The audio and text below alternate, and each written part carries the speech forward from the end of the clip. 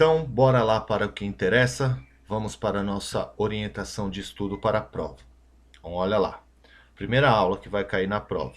Aula 14, 14.2, porque esse capítulo ele foi dividido em duas etapas, duas aulas. A primeira aula nós produzimos origami a partir das dobraduras, falando sobre os ângulos envolvidos.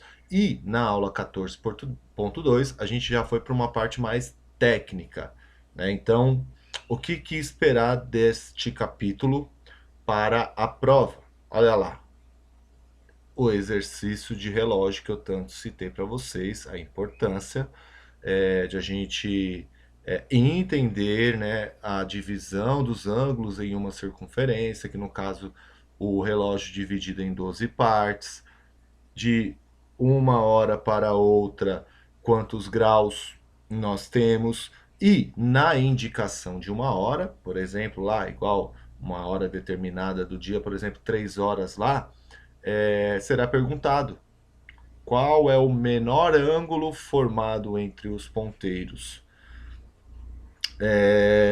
quando o relógio indicar 3 horas ou quando o relógio indicar 5 horas. Então, para fazer isso corretamente, nós temos que saber, o pré-requisito é a nomenclatura correta dos ângulos, como nomear os ângulos, classificação dos ângulos. Então, ó, não confundam, né? Vocês sempre confundem. Classificação dos ângulos classificar os ângulos dentre três categorias: os ângulos agudos, ângulo reto e ângulos obtusos. E a operação que nós vamos fazer é a operação de ângulos complementares e suplementares. Lembram? Então, os ângulos complementares são os ângulos que juntos, né, formam 90 graus, e os ângulos suplementares são aqueles ângulos que juntos formam 180 graus. Então, dentro deste capítulo, este é o fundamental, isso é o que vocês têm que estudar, e o exercício do relógio, né, os exercícios, né, que envolvem relógios, vocês têm que treinar, né? Então, qual que é a dica para estudar este capítulo? A parte técnica, sabe nomear o ângulo? Porque quando ele der uma indicação, o ângulo AOB, eu sei localizar esse ângulo, eu sei nomear esse ângulo, eu sei classificar os ângulos, e eu sei fazer a operação, descobrir o complementar de um ângulo ou o suplementar desse ângulo. Então vocês vão treinar fazendo esses exercícios que eu estou indicado aí. Faz o relógio, né? Porque o exercício que vocês farão na prova, vocês vão ter que construir o relógio, porque é uma questão dissertativa. Vocês vão ter que construir o relógio, colocar neste relógio a hora pedida e dizer quanto mede esse ângulo formado entre os ponteiros. E lembra, o menor ângulo, porque quando você coloca o ponteiro, isso a gente já viu, pega lá o vídeo da aula, a gente já viu. Quando a gente pega o ponteiro da hora e do minuto, por exemplo, igual ali, ó, 3 horas, certo? Que você localiza lá, ele forma dois ângulos. Ele forma um ângulo menor e um ângulo maior. Então prestem atenção no comando da pergunta. Se o comando da pergunta for assim: qual é o menor ângulo formado entre os ponteiros do relógio? Então você vai saber qual que é esse menor ângulo. Pode e deve organizar o seu exercício como a gente organiza, como eu orientei vocês. Exemplo, coloca o ponteiro dos minutos que vai estar lá em cima, lá no 12, coloca lá como ponto A. Coloca o ponteiro da hora, que vai estar lá em cima do número indicado no relógio, na marcação, coloca como ponto B. Pega o centro do relógio, tá lá o pontinho lá do centro do relógio, e indica como ponto O, por exemplo, origem. E aí você sabe que o menor ângulo é o ângulo AOB. Indica ele, diga quantos graus, classifique ele, vai pedir para classificar ele, né? Então vou classificar ele entre, ele é agudo, ele é reto, ele é obtuso. Pode ser que eu peça o complementar dele, né? Então, se eu descobrir, exemplo, tá? Exemplo, se eu descobrir que o ângulo que indica a hora determinada que for proposto no exercício era um ângulo de 50 graus, qual é o complementar dele, tá? Então, nesse capítulo, é isso que vocês vão se atentar. Juntamente com essa aula, né, foi uma aula que ela foi dividida, o capítulo 14, e essa parte do 14.2 ficou junto com o 15, que é a bissetriz. Então, quando vocês encontrarem lá, quando vocês forem revisar o seu conteúdo, procurar o vídeo da live para poder rever e tirar alguma dúvida, vai estar lá a aula 14/15, que vai falar sobre a bissetriz de um ângulo. E aí nós resolvemos exercício igual esse que está proposto aí. Para que a gente saiba resolver exercício, definição. O que é bissetriz de um ângulo? Eu sei o que é? Eu lembro? Aqui não é o meu papel aqui falar para vocês de novo, né? Porque é uma aula de orientação. Não vou aqui fazer um resumo, porque aí o que vai acontecer? Vocês vão estudar apenas o resumo. Eu não vou falar a definição de bissetriz. Vá atrás. Se lembra? Ótimo. Se não lembra, qual que é a definição de bissetriz? O que é bissetriz? Como é que se define uma bissetriz?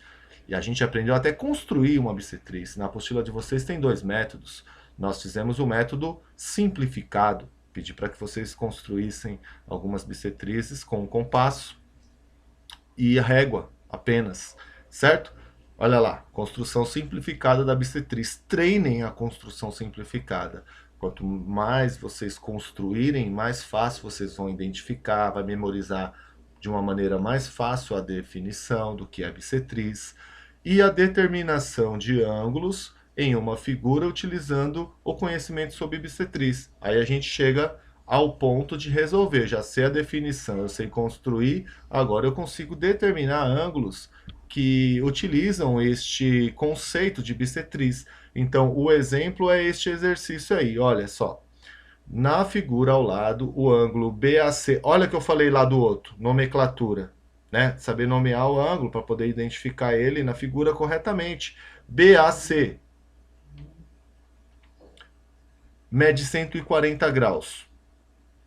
AD é a bissetriz, ó, localiza lá. Bom, o que é a bissetriz? Ah, eu entendi, eu lembrei. Então significa que se é 140, o AD é a bissetriz, ele vai dividir em 2 partes iguais, congruentes, 70 graus e 70 graus, beleza?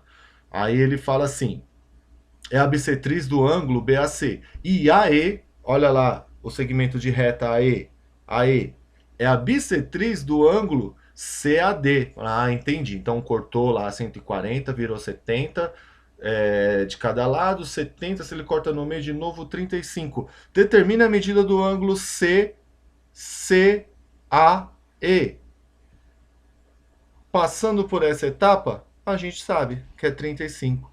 Não é complicado, certo? Mas, ó, revejam a definição, a construção e treinem esse tipo de exercício, porque é exercício desta forma que cairá na hora da prova, certo? E aí o nosso gráfico de setores, que foram aulas, né? Foram 3 aulas bem bacana, bem produtiva, onde nós aprendemos a construir os gráficos, interpretar primeiro, né? Interpretar, analisar, aí depois a gente aprendeu a construir eles no planilhas, aí depois vocês fizeram uma pesquisa, obtiveram os dados e construíram o gráfico de vocês, apresentaram. Então é aquele exercício que eu não quero nenhum aluno que erre, porque vocês estão muito bem treinados. Vocês, esse conteúdo, a gente treinou bastante e as apresentações de vocês ficaram maravilhosas. Então, assim, vocês têm a propriedade para poder fazer este exercício. Se concentrem. Como é que vai cair, professor? A gente vai ter que construir? Não, né? Não. Numa prova, a gente vai interpretar e analisar. Então, o que a gente tem que fazer? Treinar análise e interpretação, porque tem diferença, Primeira coisa que eu citei para vocês é assim: por que que existe um gráfico de barras, de linhas e de setores? Quais são as características de cada um deles? Por que a gente escolhe fazer um gráfico de setores e não um gráfico de barras ou não um gráfico de linhas? Ele tem uma característica, né? Perguntei para vocês em live, responderam bacana, por isso que eu falei, vocês sabem a diferença de um gráfico de barras para um gráfico de setores, sabe a diferença? Já faz parte da interpretação e análise dele, certo? Como construir, acabei de falar. A gente sabe que tem que construir um gráfico de setores a partir da porcentagem, que é a frequência relativa, e a partir do seu setor circular. Quantos por cento, aqui exemplo, a segurança vai ocupar desse círculo todo. Este é o nosso setor circular. Então, as telas que eu fiz para a apresentação dessa aula têm a definição exata do que é um setor circular, né? Como é que a gente faz para poder determinar este setor circular, né? E aí, como é que vai cair o exemplo, o exercício então? O exemplo é esse aí, olha, vamos dizer que uma pesquisa foi feita, é fictícia, tá? Tudo isso aqui eu que inventei, tá? Foi realizada uma pesquisa, a imagem eu peguei, né, do Google, tá aí os créditos da imagem como devido, mas aqui o texto eu que construí, tá? Eu inventei um texto aí. Foi realizada uma pesquisa com 2.000 pessoas, na qual se perguntou, na sua opinião, qual deve ser a prioridade de um governo? E aí, do jeito que vocês fizeram, as pessoas tiveram a resposta. E aí isso foi colocado em uma tabela, e essa tabela se transformou em um gráfico. Agora eu vou fazer a pergunta contrária, né? Então a pergunta é o seguinte: quantas pessoas responderam educação? Ó, entendam, não é quantos por cento. Não é vir aqui e falar assim, olha, educação amarelo, porque eu estou vendo a legenda, e foram 11% das pessoas. 11% de quantas pessoas? Ah, 11% do total que perguntou, de 2.000. Ah, então se eu calcular 11% de 2.000, eu vou saber exatamente quantas pessoas responderam que a prioridade deve ser educação. Certo? É isso. Porque volta lá na análise, na interpretação. Por que a gente constrói um gráfico de setores? Porque ele representa partes de um todo. Esse todo é o público-alvo, aquilo lá que são as pessoas que responderam a nossa pergunta, são 2.000 pessoas. Esse é o todo. 11% é parte desse todo. Quanto que é essa parte desse todo? 11% de 2.000 dá 220 pessoas. Vocês já sabem calcular a porcentagem desde o ano passado, aliás, né? Simples. O que está aqui, lembra? Isso aqui é um símbolo, não é um número. A gente tem que transformar ele na sua forma numérica, ou em forma de número decimal, ou em forma de fração, depende da maneira que vocês se sentem mais confortáveis, da maneira que vocês, né, treinaram melhor para fazer. Pode escrever 11 sobre 100, multiplica pelo de cima, divide pelo de baixo, né? 11 vezes 2.000 dividido por 100. Posso dividir antes, simplificar antes. Posso fazer 2.000 dividido por 100 e multiplicar por 11. Eu posso fazer 11 dividido por 100, que dá 0,11, o número decimal, e multiplicar direto por 2.000. Né? Então, a gente vai descobrir a quantidade de pessoas que será perguntado. Certo? Então, é isso aí. Esse aqui foi uma aula que ela foi bem diferente, né? Que eu dei todo um circuito que vocês tinham que fazer. Foi uma aula bem extensa, deve ter ocupado umas bem 4 páginas do caderno de vocês para fazer a atividade que eu coloquei no material, que era uma série de cálculos de probabilidade, porque o tema era contextos de probabilidade. Não era só perguntar a probabilidade em si, porque a gente já tinha feito um capítulo desse no caderno 1, que vocês entenderam o que é a probabilidade, então os exercícios eram mais simples. Esses são os contextos, né, que envolvem probabilidade, então por isso aquela historinha que eu coloquei para vocês, era a historinha da Mônica, né? Que ia visitar os amigos dela, e aí jogava moeda, ia percorrendo um caminho, ia respondendo a probabilidade de ela visitar fulano, ciclano, se jogasse 30 vezes, se jogasse 4 vezes. Então estava dentro de um contexto, né? Então, o que a gente precisa relembrar? O que a gente precisa saber? O que é probabilidade? Sabe responder de bate pronto aí o que é probabilidade? Lembra que eu falo para vocês? O primeiro diagnóstico quem tem que fazer são vocês mesmos, né? Se você está estudando probabilidade, uma pessoa pergunta para você o que é probabilidade e você tem dificuldade de responder, é porque você não compreendeu muito bem ainda. A gente sempre começa a aprender matemática entendendo o que nós estamos fazendo. Então, assim, você tem que saber o que é probabilidade? Sim, tem que saber o que é probabilidade. Tem que saber explicar para a pessoa o que é probabilidade. Espaço amostral e evento. Tem que saber, faz parte do vocabulário de se estudar probabilidade, certo? Lançamento simultâneo de duas moedas. Então, o que a palavra simultâneo significa? Tem lá um monte de exercícios. Vamos refazer, vamos ver. O que eu vou recomendar aqui? Recomendar para não falar obrigar, tá? Fazer, para se preparar, para poder não errar essas questões da prova. Façam o teste. Quem já fez, refaça o teste, que está na página 405, exercício 1 e 2. Se conseguir fazer sem ter dúvida, é um bom diagnóstico que vai conseguir resolver o exercício da prova, tá? Façam o teste, façam, leiam, tentem fazer. Gerou dúvida? Ah, então peraí, então isso aqui eu preciso rever. Porque estes exercícios, eles são fundamentais para fazer. E o principal, olha aqui, olha, que eu falo para vocês. Tem uma série de exercícios. Olha aqui que eu fiz. Eu escolhi um exercício do Em Casa para vocês refazerem, para vocês lerem, para vocês descreverem. Aqui é uma resposta dissertativa que você tem que dar. Aqui você tem que fazer argumentação sobre o contexto que está envolvido probabilidade neste exercício. Treinem ele. Treinem ele. Refaçam ele. Né? Mostrem para mim, ó, professor, eu respondi assim, assim fica bom, porque a questão da prova é parecida esse 2 e ela é dissertativa e está escrito lá que eu quero argumentos matemáticos, né? Então estejam preparados para poder responder em base de argumentos matemáticos, certo? Aqui só para relembrar, como eu já acabei de falar, a minha função aqui não é explicar todo o caderno 2 em um vídeo de revisão, certo? É uma orientação. Então aqui, ó, olha aqui, ó.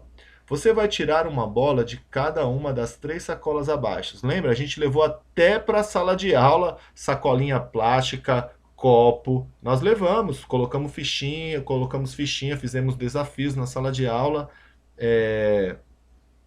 desse tipo de probabilidade. Indique dentre as sacolas provável sair uma bola vermelha. Vamos parar aqui. Olha aqui. Qual é a sacola mais provável que se saia uma bola vermelha? Eu sei que vocês sabem, porque a gente fez este tipo de exercício em sala de aula. É aquela que você tem uma quantidade de bolas vermelhas maior. Então, me parece que é muito mais provável de sair uma bola vermelha aqui. Sabe por quê? Eu estou trabalhando com o quê? Espaço amostral. E o evento? O evento é a bola vermelha. É retirar uma bola vermelha. Mas, professor, eu escolho essa. Eu fecho os olhos, coloco a mão lá dentro. Então, já que a chance é maior, significa que eu vou tirar uma bola vermelha? Não. O cálculo de probabilidade não é um cálculo de certeza. Por isso que tem que rever o conceito, certo? E aí dá para vocês treinarem, né? E de qual outra é mais provável sair uma bola azul? Ah, então peraí, então eu vou olhar aqui, qual que tá mais fácil de sair um azul? Então eu acho que é essa aqui, ó. Porque o espaço amostral aqui, para o evento que eu quero, que é tirar uma bola azul, é maior. Então, a probabilidade de eu retirar uma bola azul daqui de dentro, ele é facilmente calculado. Eu posso contar o total de bolas que eu tenho, o total de bolas azuis, e fazer uma fração, que é a probabilidade, o evento em cima, que é a bola azul, o espaço amostral embaixo. Posso dar isso em forma de fração, posso dar isso em forma de número decimal, posso dar isso em forma de porcentagem, que é o mais comum. Então eu vou responder lá, estou chutando, tá? Vou responder lá, olha, eu tenho 70% de chance de tirar uma bola azul. 70% de chance de tirar uma bola azul, se eu escolher essa sacola aqui. Beleza? É isso aí. Multiplicação, potenciação de fração. Essa aula, quando vocês procurarem o material que eu produzi, ela está junto com a aula 19. Lembra? Eu peguei assim, multiplicação, divisão e potenciação de frações. Eu montei um material só, mas aqui para orientar, como vocês vão estudar lá pela apostila, né, está separado, então eu separei aqui para poder orientar qual é o tipo de exercício que vai cair, tá? Mas a aula está junto, mesmo porque faz parte de um único contexto, né? A apostila está dividida ali por uma opção do autor, mas ficou até mais fácil de explicar, né? E pelo que vocês me falaram lá, de entender também, tudo junto, tudo junto. O que, que nós temos que saber? Técnica de multiplicação. Técnica, tá vendo? Não tem que interpretar nada, é uma técnica. Qual que é a técnica de multiplicação de fração? É a mais simples possível. É a mais simples possível. Pior que ainda tem aluno que tem dúvida ainda, que me perguntaram em live isso. Professor, tem que cruzar? Não, esquece ter que... Não, isso aqui é um símbolo de multiplicação, certo? Multiplicação de fração é o numerador vezes o numerador, o denominador vezes o denominador. É só isso. E no final, aqui não fez, porque ele está fazendo uma representação geométrica. E no final, simplificar. Sempre simplificar as frações. Começa pelo básico. Simplificar, dá para dividir por 2? O de cima e o de baixo, o numerador e o denominador, então vou fazer. Simplificar por 2. Dá para simplificar. Vou simplificar por 3. Se der para simplificar já por 10, vou simplificar por 10. Certo? Então é isso. Regra de sinal, né, gente? Regra de sinal. Eu não sei, sinceramente, eu já perdi as contas das aulas, né, que a gente já destinou para a regra de sinal. Desde a primeira apostila. Eu acredito que já está em torno de umas 5 aulas falando da regra de sinal. E não é pela complexidade da regra de sinal, é pela confusão que vocês fazem em entender que existem duas regras de sinais que a gente aplica. A regra de sinal que envolve adição e subtração, que é aquela regra que eu chamo para vocês o tempo inteiro, para vocês lembrarem que é a regra do dinheiro. Positivo é o que eu tenho, negativo é o que eu gasto. Então ele tem um quadro resumo. Você tem que interpretar a situação. Se você gastar mais do que você tem, você vai ficar devendo, então vai dar negativo. Se você tem mais do que você gasta, vai te sobrar dinheiro, então vai ficar positivo. Então você tem que interpretar, não tem um quadro resumo. Já para multiplicação, divisão e potenciação, por quê? Porque potenciação é uma multiplicação de fatores iguais. Olha lá, multiplicação de fatores iguais. Por que não seguiria a regra de sinal da multiplicação e da divisão? Certo? Então, pega o quadro resumo, treina a regra de sinal, simplificação de fração, e aí vai cair exercício para fazer. No outro slide fica melhor de entender o que eu vou dizer agora. De você calcular geometricamente, né? Então, a partir de uma figura. Então, aí está mostrando para vocês. Olha só que interessante, ó. Eu tenho uma figura que representa 3 quartos, certo? 3 partes pintadas de um total de 4 que foi dividido ao inteiro.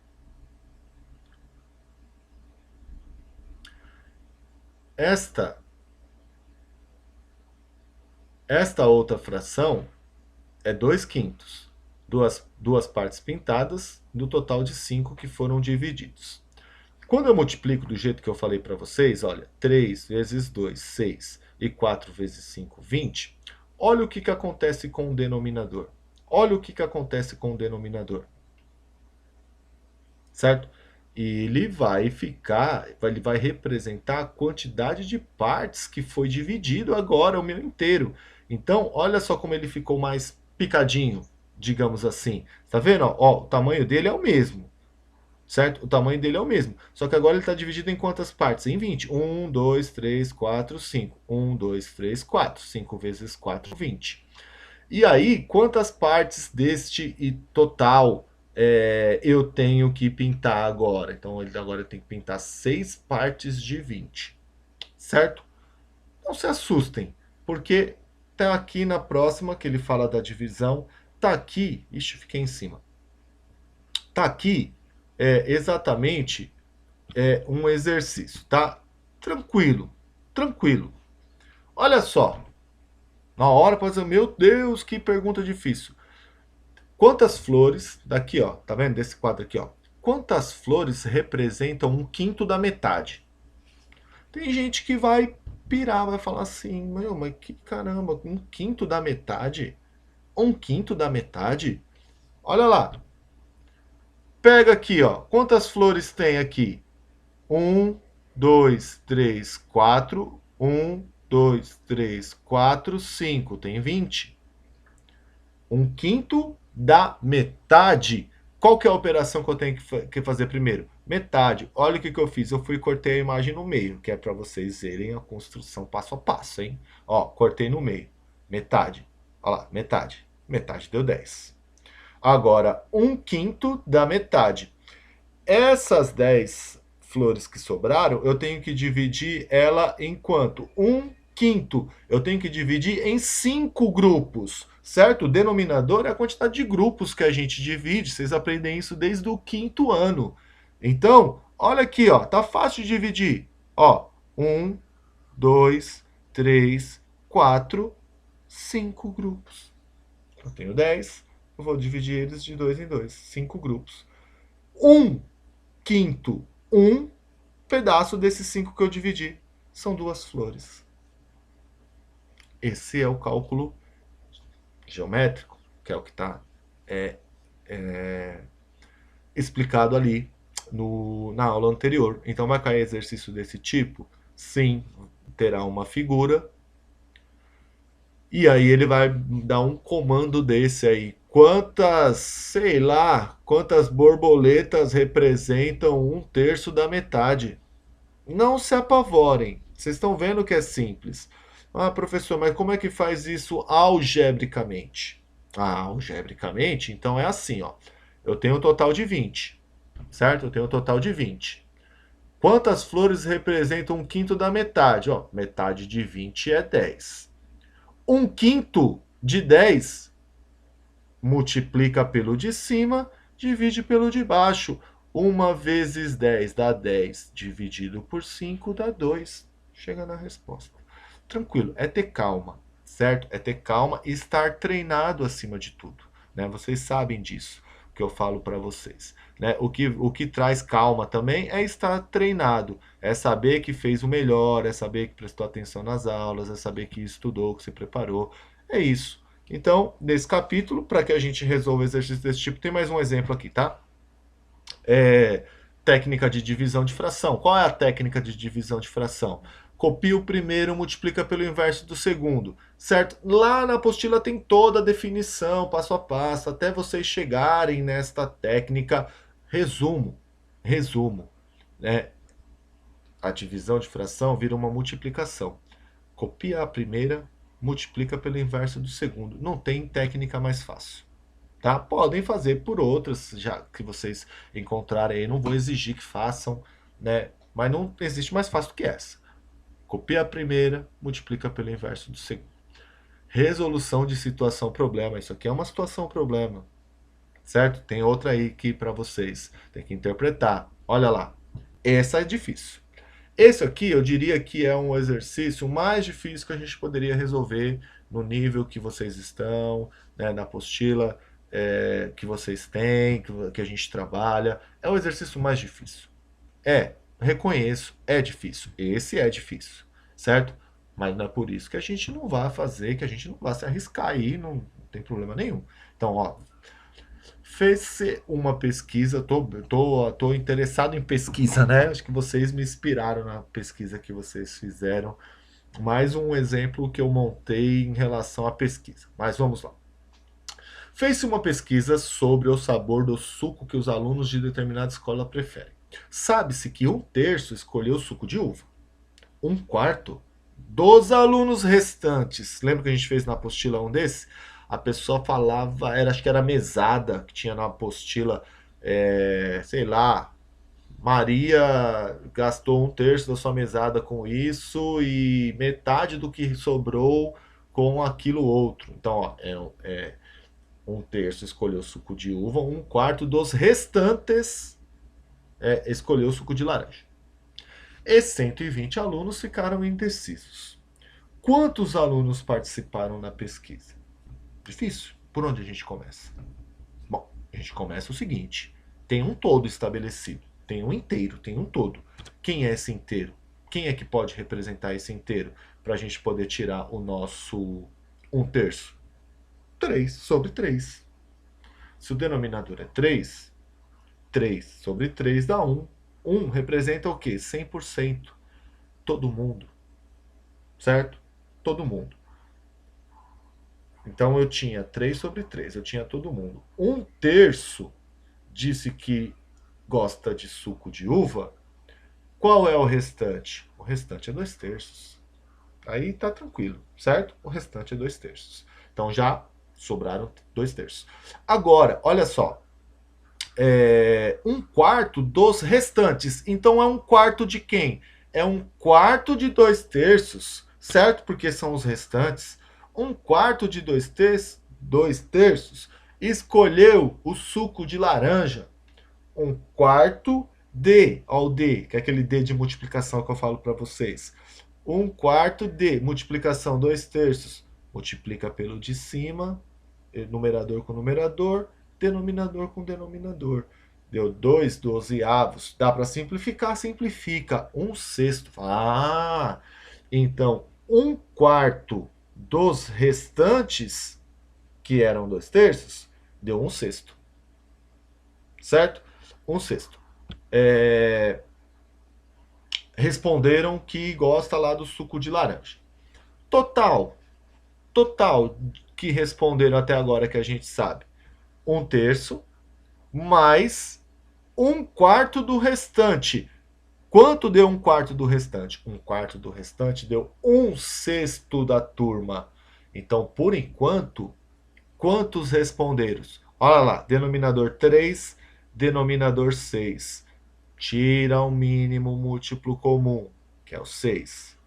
Divide pelo de baixo, o resultado multiplica pelo de cima. 6 dividido por 3 dá 2 vezes 1, deu 2. 6 dividido por 6 dá 1 vezes 1 dá 1. 2 mais 1, 3/6. Simplifiquei, metade.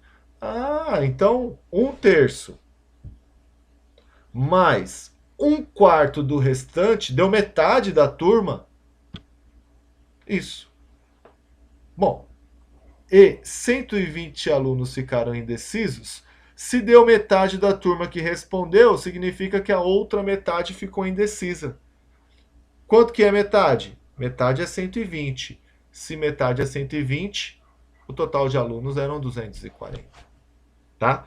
Existem outras maneiras de fazer, sim, né? Mas é a maneira que eu optei por escolher explicar para vocês. É um exercício bem difícil, bem desafiador. Treinem ele, que quando vocês encontrarem por aí um exercício igual a esse, vocês já vão saber o caminho de resolução dele. Beleza? Aqui já fica bem mais tranquilo, né?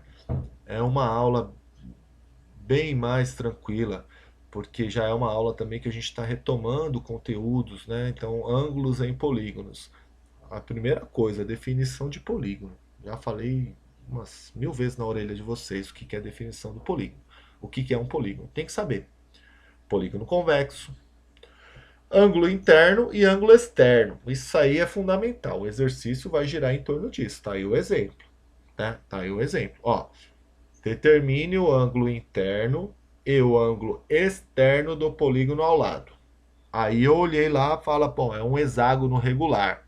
Tá? Eu poderia ter reforçado, escrito aqui. Na prova tá bem reforçadinho. Aqui a gente não pode julgar se ele é regular ou não só olhando, tá? Que foi uma falha minha. Eu deveria ter escrito aí regular, tá? Mas é regular, polígono é regular.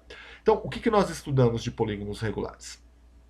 Olha, polígono regular, ele sempre terá a soma dos ângulos externos, tá vendo o Ezinho aqui, ó, 360 graus. Não muda. Desde o primeiro polígono, o menor número de lados que existe, que é o triângulo, até o maior polígono que você possa desenhar, a soma dos ângulos externos sempre será 360 graus. Então, para descobrir o ângulo E externo, você pega 360 e você divide por n. Quem é n? N é o número de lados do seu polígono. Esse aqui é um pentágono. Para eu descobrir o ângulo externo de um pentágono, eu vou fazer 360 dividido por 5. Certo? Aí lá dentro nós temos o ângulo interno. E olha aqui como já o desenho, assim, ó, fantástico. Esse desenho aqui, ele já dá a propriedade, que é aquela propriedade que o ângulo interno, ângulo externo. Que na prova eu vou exigir que vocês tragam argumentos matemáticos para a resposta de vocês. E o argumento matemático é isso aqui, ó. Falar assim, o ângulo interno mais o ângulo externo resultam 180 graus, eles são suplementares, por isso que isso é assim e aquilo é aquilo outro, certo? Então, isso é utilizar argumentos matemáticos. Então tá aqui, ó, olha aqui, ó, ele demonstrando o ângulo raso, que é a composição do ângulo externo mais o ângulo interno, ele envolve lá ângulos suplementares, são ângulos suplementares, né? Então, se eu quero descobrir o ângulo interno, eu vou fazer 180 menos o externo, né? Se fosse nesse caso aqui. E aí, lembra disso aqui, ó, que o número de ângulos internos de um polígono tem uma série de questões na apostila que ele pergunta assim para vocês. Um polígono de 50 lados, é regular um polígono de 50 lados. Tem quantos ângulos internos? Tem 50.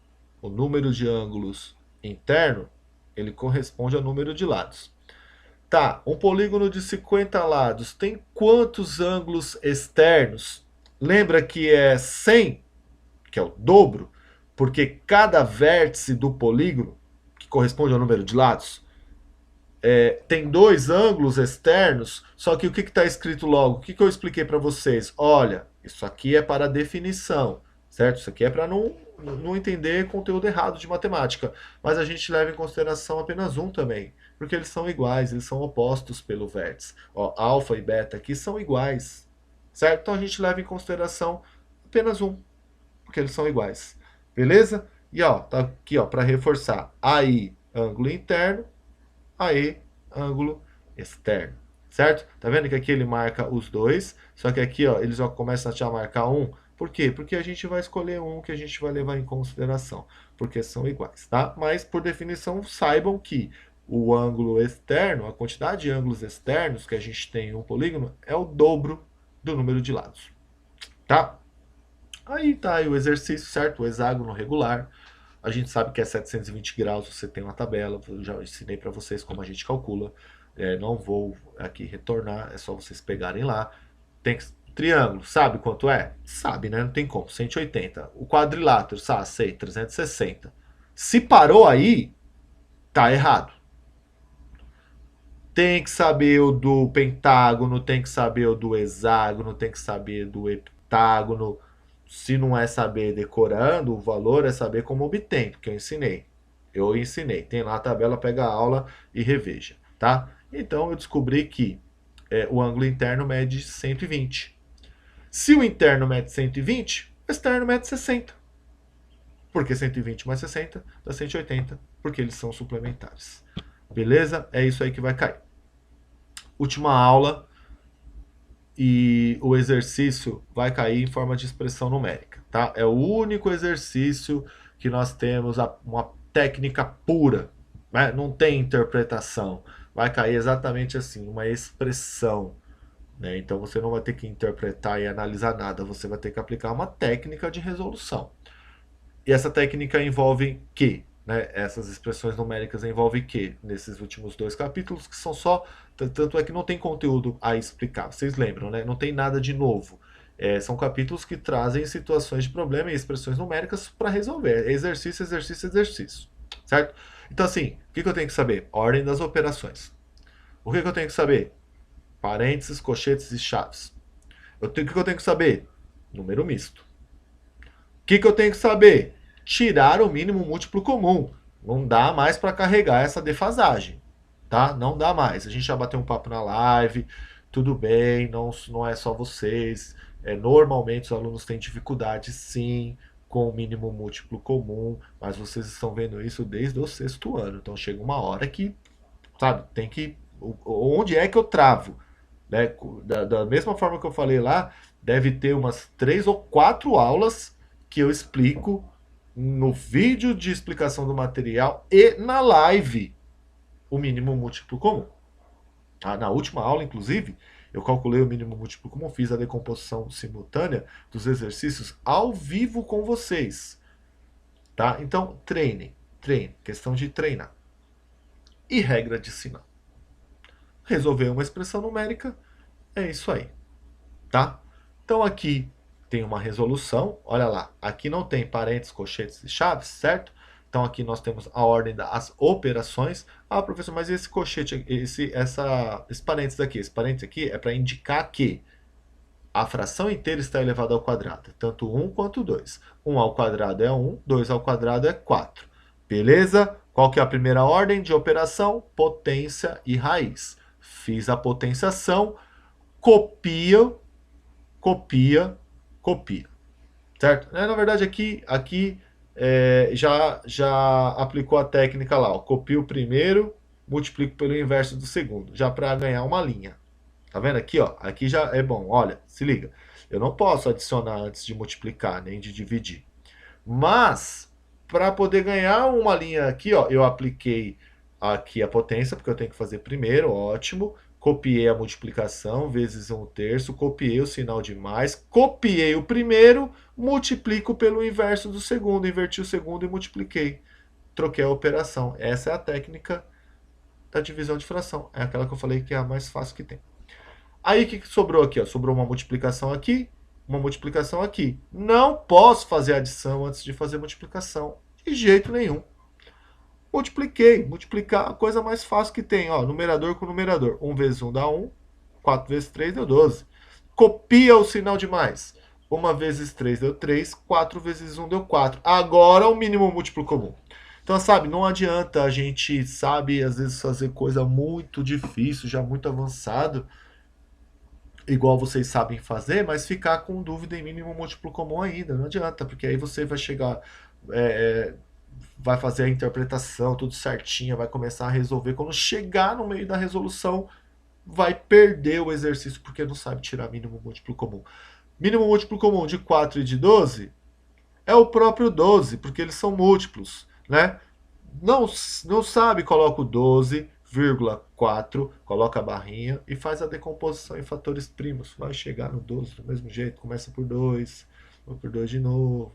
Assim vocês vão conseguir chegar. Tirou o mínimo múltiplo comum, qual que é a regra? Divide pelo de baixo, resultado multiplica pelo de cima. Pega o mínimo múltiplo comum, divide pelo de baixo, o resultado multiplica pelo de cima. Então, veja só, 12 dividido por 12 deu 1. 1 vezes 1 deu 1. Copia o sinal de mais. 12 dividido por 4 deu 3. 3 vezes 3 deu 9. 1 mais 9, 10. 10 sobre 12. Simplifica? Óbvio. Simplifiquei por 2, 5/6. Acabou. Beleza? Vai na boa, treina, que vocês vão bem, confio, eu sei que vocês vão bem, vocês estão bem preparados para isso. Tem que treinar, né? O fato é, matemática tem que treinar, tem que treinar, tem que rever, anotar as dúvidas. Na hora da live, tamo junto, vamos tirar essas dúvidas. Vocês vão bem, eu fico feliz pra caramba quando vocês vão bem, eu sei que vocês vão bem. O que eu recomendo como orientação de estudo? Recomendo fazer os testes das unidades, lembra a minha maneira? A gente vai, avança, avança, avança, avança, aí eu falo, ó, deixa o teste aí, o teste é o nosso diagnóstico, se a gente entendeu, porque acabei de explicar, a gente faz o teste, já está fresco na cabeça de vocês, o diagnóstico fica um pouco falho, então o que eu faço? Avanço para outro capítulo, avanço para outro capítulo, avanço para outro capítulo. Então a gente junta um grupo de capítulos igual agora para a prova, e aí agora volta e faz o teste, porque o teste vai te dar o diagnóstico. Conseguiu fazer o teste, ou bacana, então acho que esse capítulo aqui ficou bacana, entendi. Ou aqui já ficou mais difícil, então esse capítulo aqui eu preciso estudar mais, certo? Vamos fazer o teste das unidades e as listas do plural, né, gente? Tem que fazer, já tem lista lá. Não fiquem atrasados com o plural.